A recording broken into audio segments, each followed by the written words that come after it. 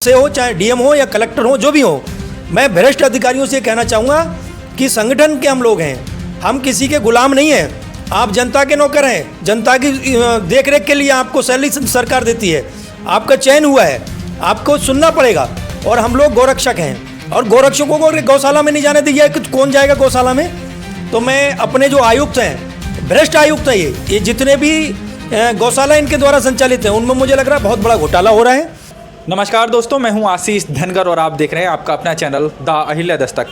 दोस्तों, आज अखिल भारतीय गौ रक्षा परिषद के लोग आज बरेली के सीवीगंज की गौशाला में गए। वहां तमाम तरह की समस्याएं सामने नजर आईं, जिनको लेकर के हम अखिल भारतीय गौ रक्षा परिषद के संगठन प्रमुख जी से बातचीत करने का प्रयास करेंगे। सर, क्या कुछ मामला है आज का? नमस्कार, पहले तो मैं आपका आशीष जी धन्यवाद देना चाहता हूँ।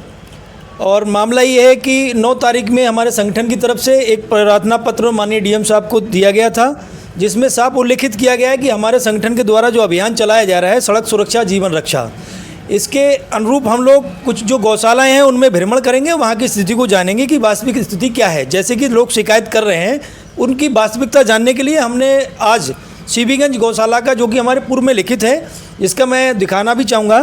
माननीय डीएम साहब के कार्यालय से ये रिसीव है, इसमें उल्लेखित है कि आज का कार्यक्रम हमारा सीवीगंज का था, तो उसी उपरोक्त में हम लोग डीएम साहब को अपने ये अपनी तरफ से, संगठन की तरफ से ये दिया गया है, ज्ञापन दिया था और उसमें सब उल्लेखित है कि कहाँ किस डेट में हमको जाना है। तो आज 13 तारीख का हमारा सीवीगंज में था। मैं वहाँ अपनी टीम के साथ, क्योंकि ज़्यादा भीड़ भाड़ ना हो, कि गौशाला वालों का आरोप रहता है कि आप ज़्यादा भीड़ को लेके आते हैं, तो मैं ज़्यादा लोग नहीं थे, मेरे साथ जिले के प्रभारी, प्रदेश के सह प्रभारी, बाकी और 4-6 कार्यकर्ता लोग मैं गया था।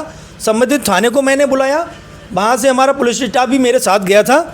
जब मैं वहाँ पहुँचा तो वहाँ के लोगों ने कहा कि हमारे पास कोई ऐसी सूचना नहीं है। मैंने उनको बताया हम लोग संगठन से हैं और डीएम साहब को हमने नोट करा दिया है कार्यक्रम, और गौशाला में घुसने की कोई ऐसी चीज़ नहीं है। गौशाला में कोई भी व्यक्ति जा सकता है, ये कोई नियम ऐसा नहीं है कि गौशाला में कोई ना जा सके। तो हमको वहाँ बातें बनाते रहे, 1 घंटे तक हमको गेट पे रोक कर रखा। उसके बाद में कभी डीएम साहब को, कभी आयुक्त साहब को, मैंने भी अनेक बार इन लोगों को फ़ोन किया। आयुक्त महोदय पूरा दिन यही बताते रहे कि मैं मीटिंग में हूँ। तो मैं ऐसे भ्रष्ट अधिकारियों से, आयुक्त से हो, चाहे डीएम हो या कलेक्टर हो, जो भी हो, मैं भ्रष्ट अधिकारियों से कहना चाहूँगा कि संगठन के हम लोग हैं, हम किसी के गुलाम नहीं हैं। आप जनता के नौकर हैं, जनता की देखरेख के लिए आपको सैलरी सरकार देती है, आपका चयन हुआ है, आपको सुनना पड़ेगा। और हम लोग गौरक्षक हैं और गौरक्षकों को गौशाला में नहीं जाने दिया है कि कौन जाएगा गौशाला में। तो मैं अपने जो आयुक्त हैं, भ्रष्ट आयुक्त हैं, ये जितने भी गौशाला इनके द्वारा संचालित हैं, उनमें मुझे लग रहा है बहुत बड़ा घोटाला हो रहा है। और जैसी कि सूचना मिली है, मेरे अपने किसी माध्यम से सूचना मिली है कि इस गौशाला से पर डे 10 से 15 गौवंश जो हैं मृत होते हैं, और जिनको चुपचाप तरीके से, उनका कोई रिकॉर्ड नहीं है, उनको ले जाके कहीं दफनाया जाता है। इन घोटालों को रोकने के लिए आप अगला क्या कदम उठाएंगे? अगला कदम ये है कल, और मैं चेतावनी भी देता हूँ, ये जो आयुक्त हैं इनको मैं चेतावनी देता हूँ कि कल हम लोगों का जो प्लान है, मेरे आसपास के जितने ज़िले हैं सभी जिलाध्यक्षों को बुलाया गया है, और कल हम उग्र प्रदर्शन करेंगे और गौशालाओं का हम ताला लगाएंगे। और जब तक अधिकारी, हमारे उच्च अधिकारी और डीएम साहब मौके पर नहीं आएंगे, तब तक ताला नहीं खोला जाएगा। ये हमारा है कल का कार्यक्रम। साफ तौर पर सीधी चेतावनी है हमारी आयुक्त को।